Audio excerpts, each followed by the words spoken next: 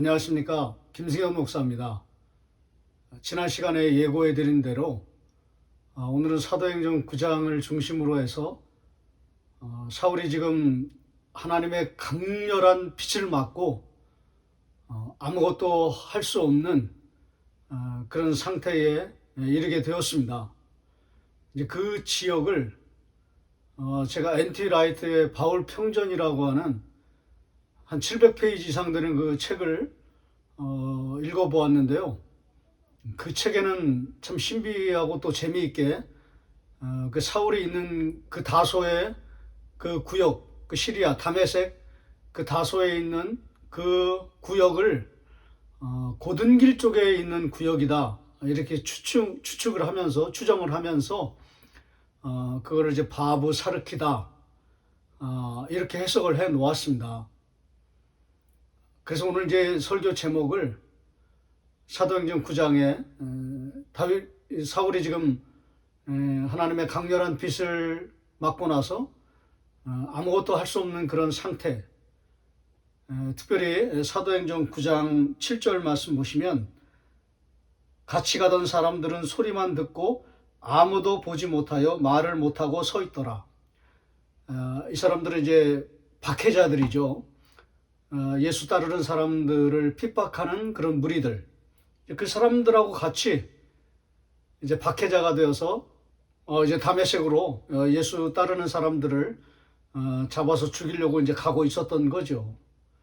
8절 말씀 보시면 사울이 땅에서 일어나 눈은 떴으나 아무것도 보지 못하고 사람의 손에 끌려 다메섹으로 들어가서 사흘 동안 보지 못하고 먹지도 마시지도 아니하니라. 3일 동안 아무것도 하지 못하는 꽝 하고 경음과 함께 하나님의 강렬한 그런 빛을 경험하고 나서 이제 사울이 아무것도 할 수 없는 요 상태를 그 고든길 어느 구역에 들어가 있는 다소의 어느 길에 들어가 있는 구역에 들어가 있는 그 상태를 N.T. 라이트는 바브 사르키다 이렇게 해석을 해놨습니다. 저와 여러분에게 참 생소한 그런 표현인데요. 이 바브 사르키는 다른 말로 하면 다소에 있는 사울, 하나님의 강렬한 빛을 만나고 나서 아무것도 할 수 없는.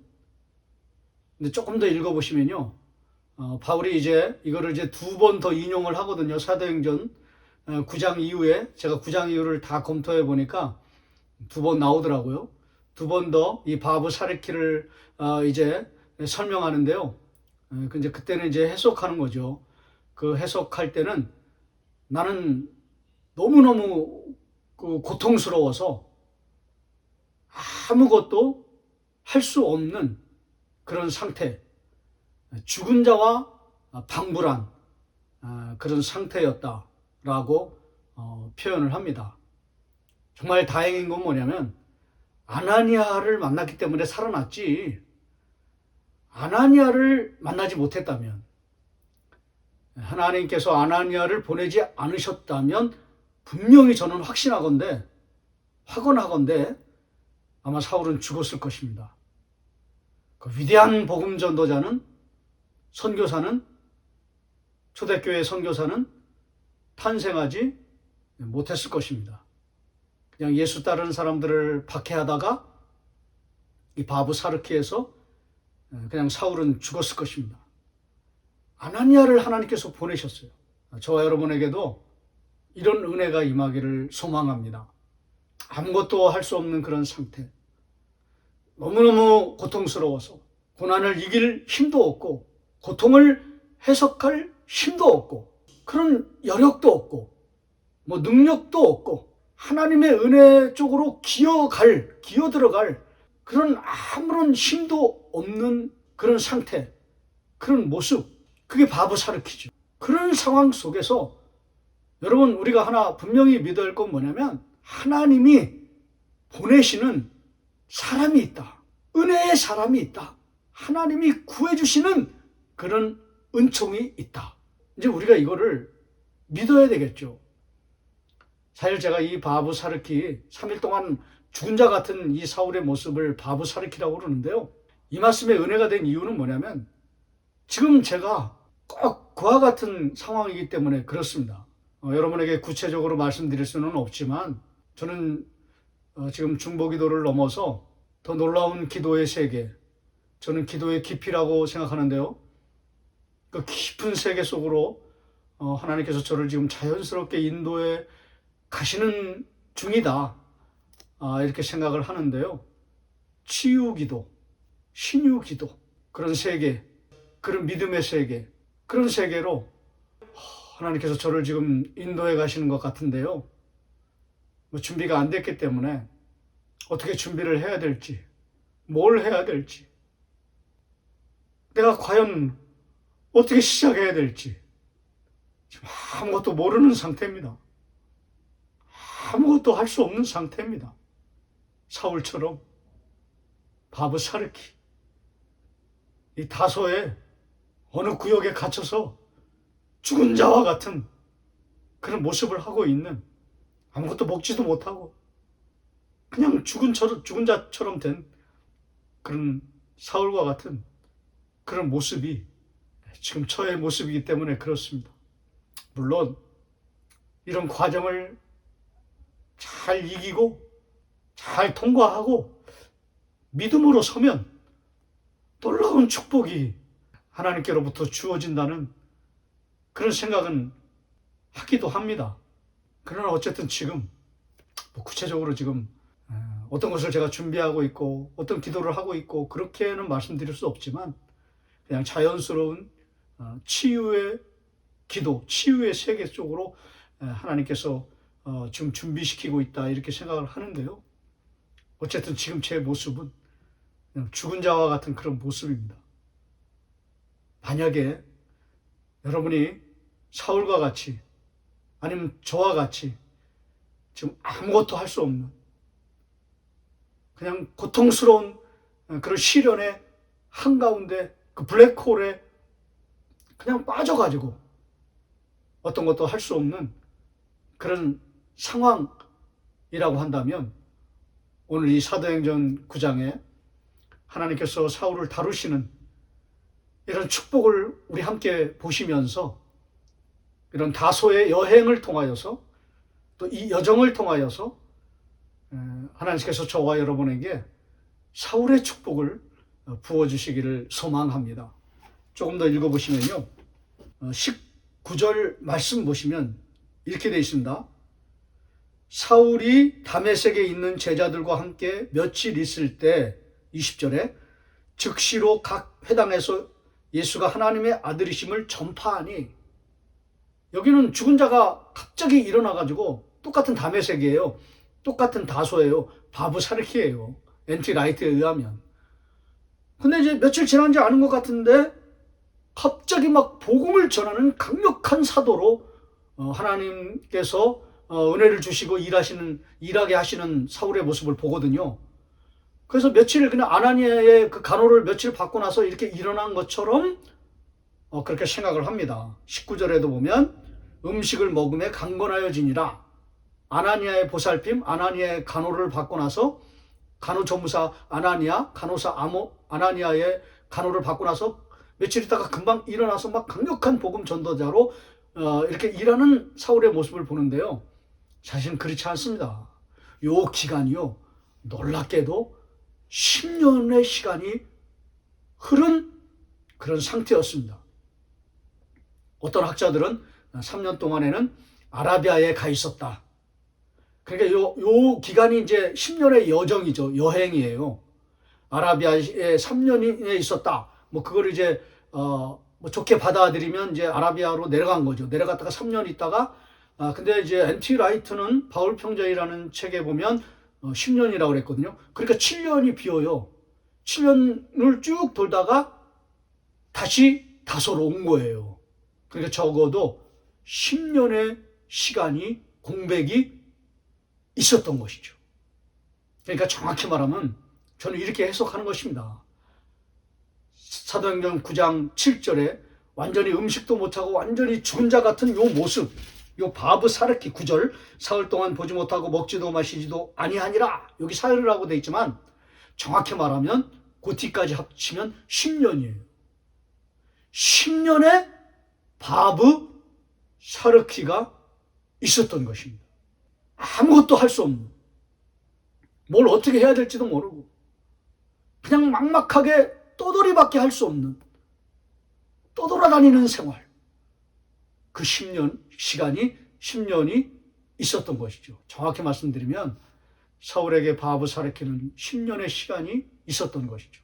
저와 여러분에게 오늘 하나님께서 바브 사르키의 시간을 보내면 저는 언제가 될지 모르겠어요. 그러니까 답답한 거죠.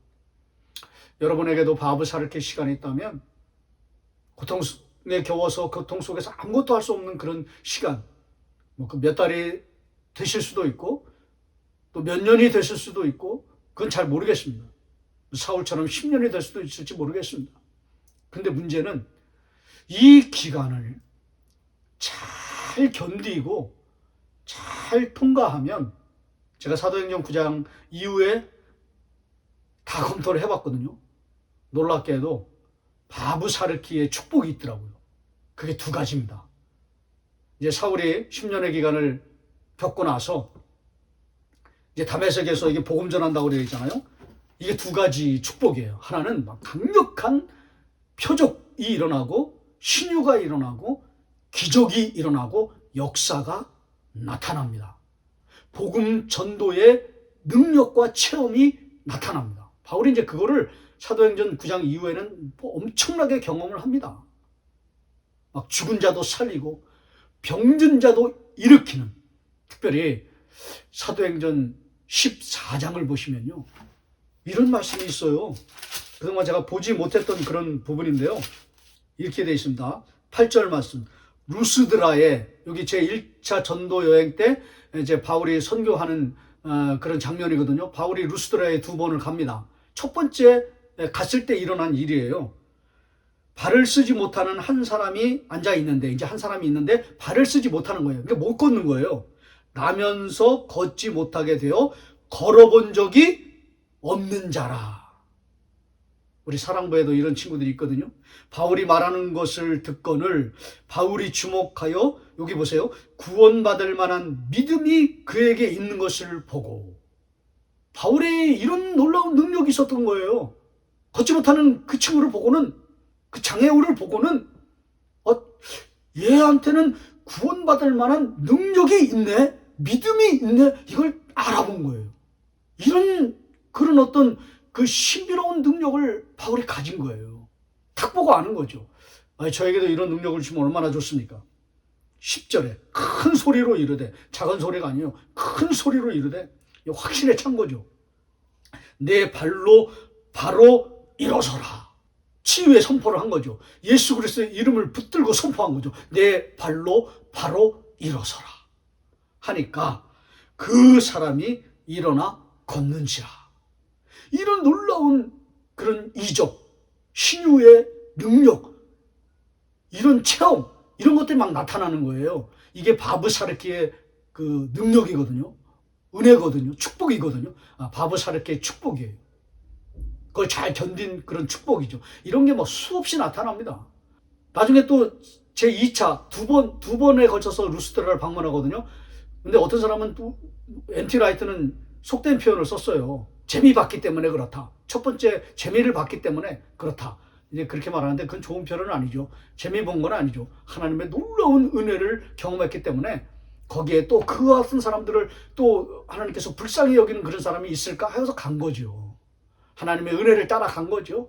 근데 그거를 첫 번째 능력을 경험했기 때문에 두 번째 재미 봤다. 저는 절대 동의하지 않습니다. 재미 본 하나님의 은혜가 재미입니까? 그런 건 아니죠. 여기서 더 불쌍한 사람들 살려내기 위해서 그런 간절한 마음을 가지고 갔다. 저는 이제 그렇게 보거든요. 어쨌든 두 번째 갑니다. 루스드라에 또. 거기서도 또 놀라운 경험을 하게 되는데요. 근데 사실은 거기서 이제 고난을 받습니다. 이게 진짜 저는 바브 사르키의 축복이라고 생각합니다. 첫 번째는 기적, 신유의 역사, 신유의 은혜, 또 하나님의 기적이 일어나는 걸 막 찬양하고 감사하고 기뻐하고 그걸 막 고백하고 전도하고 선교하는 그런 그 능력의 체험의 축복도 물론 있지만, 진짜 루스드라에서는요, 어떤 축복이 일어나냐면요, 고난을 해석하는 축복이 일어납니다. 고난을 해석하는 그런 능력이 일어나거든요. 14장에도 똑같이 나오는데 19절 보시면 유대인들이 안디옥과 이고니온에서 와서 무리를 충동하니 그들이 돌로 바울을 쳐서 죽은 줄 알고 시외로 끌어내치니라. 바울이 루스드라에서 이제 고난을 당하거든요. 근데 그 중요한 게 그게 아니라 22절 보세요. 제자들의, 이게 바울이 하는 얘기입니다. 제자들의 마음을 굳게 하여 이 믿음에 머물러 있으라 권하고 또 우리가 하나님의 나라에 들어가려면 많은 환난을 겪어야 할 것이라. 이렇게 고백합니다. 저는 이것이 바브사르케의 진짜 축복이라고 생각하는 것입니다. 고난을 해석하고 고난을 예언하고 고난을 예고하고 고난을 이기는 거죠. 나중에 사도행전 16장에는 또 다른 고난이 오거든요. 그것도 이깁니다. 수많은 고난들을 바울이 이겨나갑니다. 진짜 중요했던 바브사르키의 축복과 은혜는 무엇인가? 기적이 일어나고 신유를 경험하고 체험하는 그런 축복을 넘어서 고난을 해석하는 능력을, 믿음을 얻게 된 것입니다. 이게 뭐 10년 그 사이에 어느 순간에 일어나는지 모르겠어요. 그러나 다소의 바브사르키에서 얻어낸 놀라운 은혜였다는 것이죠. 오늘 제가 사실은 이 말씀을 쭉 뽑아서 하나님 나라에 들어가려면 많은 환난을 겪어야 할 것이니라. 이건 환난을 이긴 자의 표현 아닙니까? 그 환난을 준비하는 자, 환난을 감당하려는 자의 표현 아니겠습니까? 오늘 이게 진짜 바브사르키의 은혜와 축복입니다. 오늘 이거를 여러분과 함께 나눌 수 있어서 너무나 감사합니다. 너무나 좋습니다. 오늘 저와 같이 바브사르키의 시간을 보내고 계시는 분들이 계시다면 저와 같이 이 고난을 해석하고 고난을 견디고 고난에 대해서 참고 이기고 확신하고 믿음을 가지고 고난을 해석할 수 있는 그런 은혜를 경험하는 그런 은혜를 부어달라고 그렇게 소망하면서 함께, 저와 함께, 저도 지금 이걸 소망하고 있거든요. 이거를 가지고 함께 이겨나가시는 그런 은혜가 있기를 축복합니다. 그런 여러분이 되시기를 소망합니다.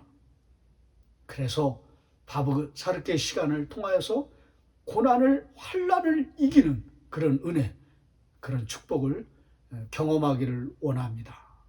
이런 축복을 저도 좀 받았으면 좋겠고요. 또 여러분도 받았으면 참 좋겠습니다. 그래서 바울과 같이 신유의 기적을 경험하는 걸 넘어서 고난을 감당하고 잘 감당하거든요. 고난을 잘 이기거든요. 그래서 나중에 이제 그 유럽 지역을 선교하러 들어갈 때도 빌립보라고 돼 있는데 정확히 말씀드리면 두아디라입니다. 두아디라. 그 자주장사 만났던 곳, 루디아 만났던 곳, 그 두아디라 교회를 처음 그 창립했던 그곳, 그 두아디라. 거기에서 엄청난 그 고난을 받거든요. 그것도 다니엘의 세 친구들과 같이 막 담대하게 바울 신라와 함께 막 고난을 감당하는 그런 모습을 보여주거든요. 이것이 바브사르키의 진짜 축복이거든요. 이런 축복을 가지고 하나님께 감사하고 바브사르키의 시간을 통해서도 감사하고 믿음을 가지고 기뻐하고 찬양하고 견디고 버티고 이길 수 있는 이런 강력한 진짜 축복, 이런 축복을 바브사르키의 진짜 축복을 다 받으시는 저와 여러분이 되시기를 주의 이름으로 축원합니다.